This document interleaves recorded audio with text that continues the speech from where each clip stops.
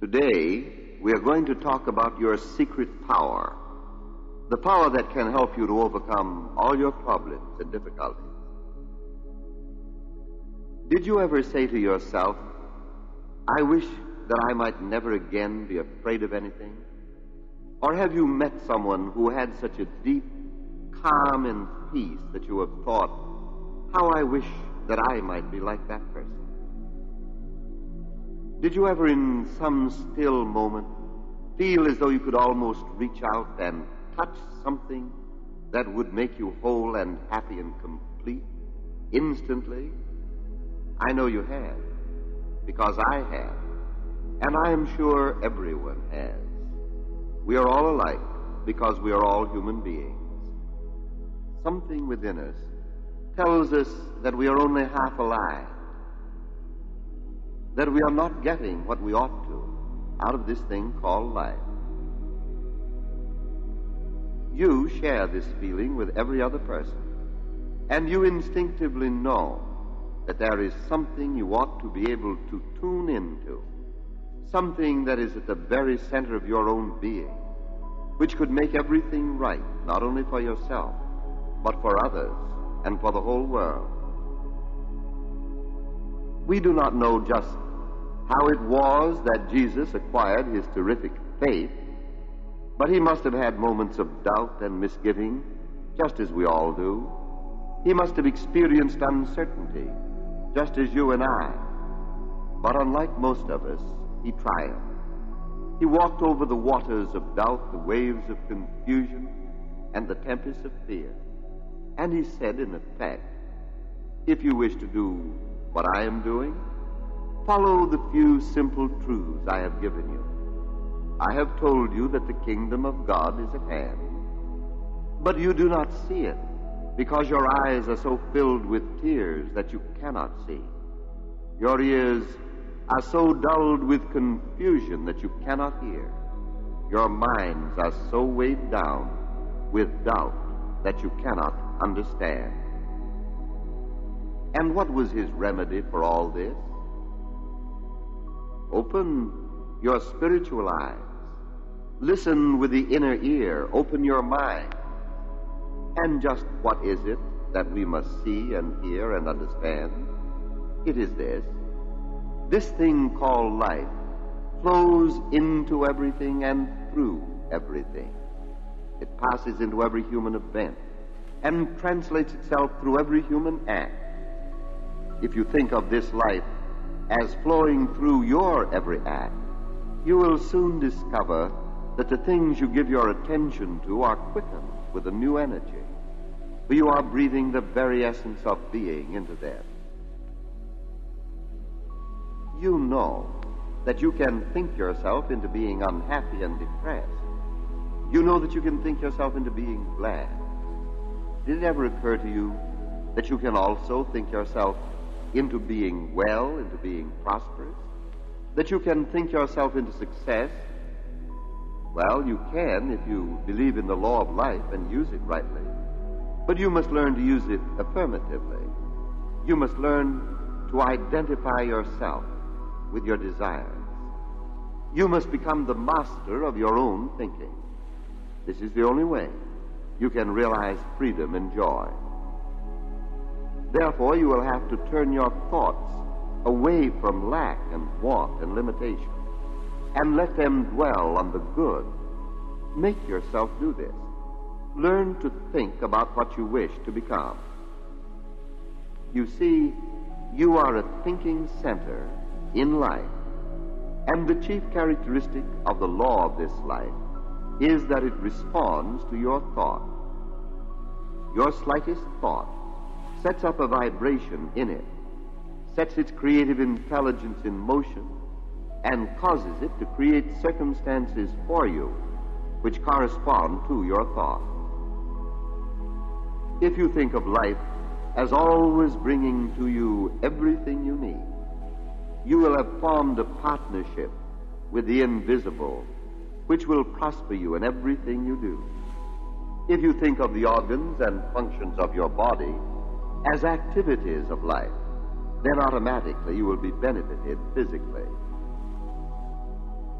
The spiritual gifts, which people have so earnestly sought after, are not something that God has withheld from man. Quite the reverse.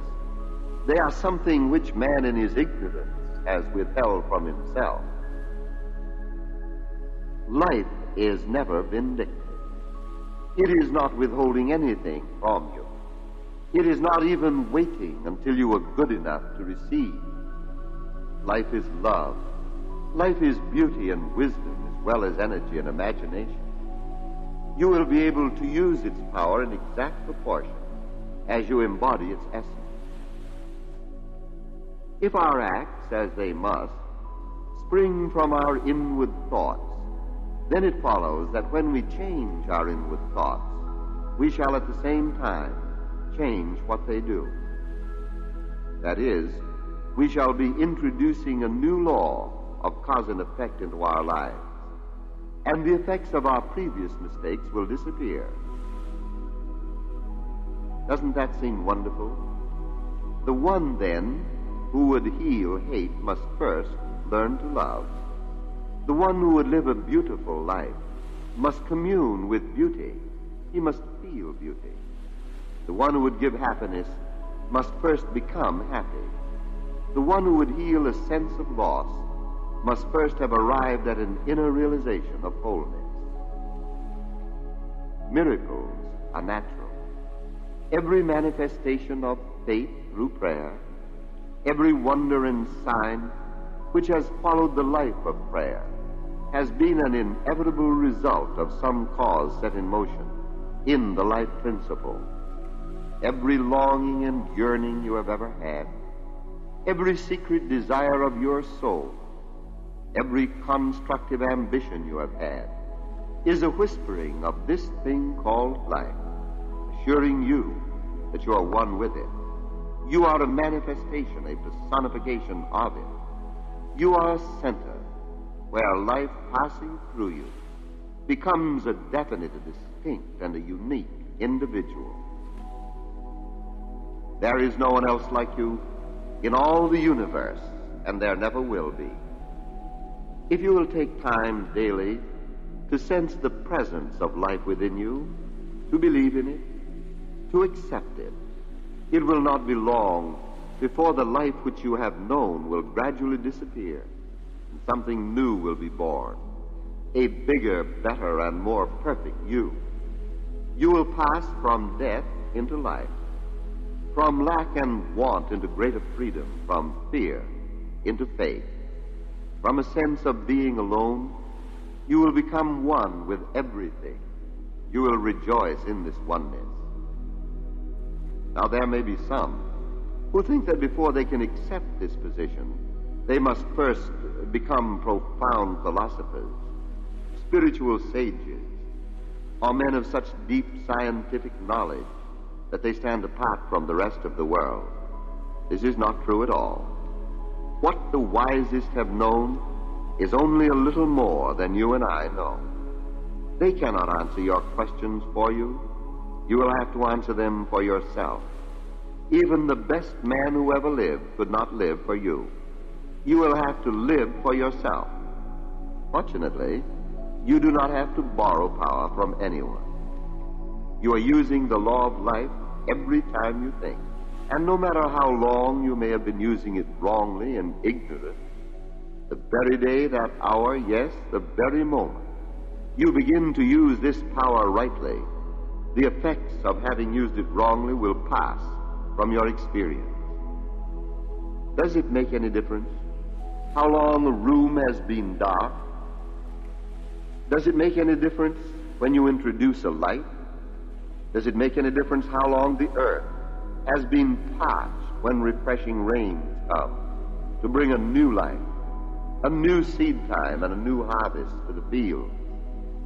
This is where faith plays its great role.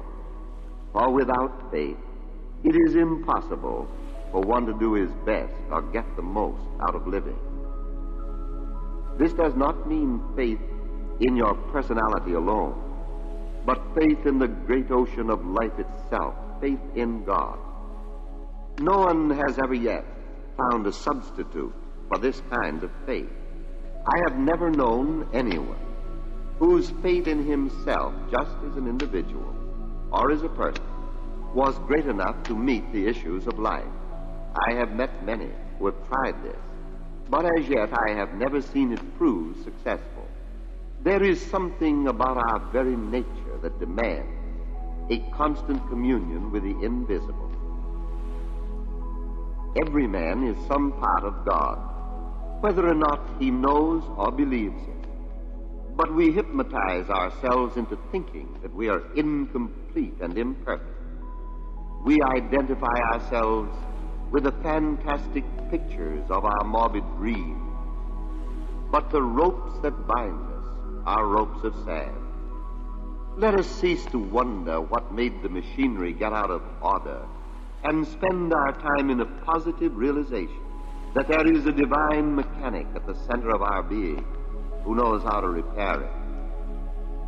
And having thoroughly cleansed our mental house, we must now get a new tenant, one who knows how to live in it, one who knows that he is living in the house of God. He is in heaven now. He is the guest of the infinite today.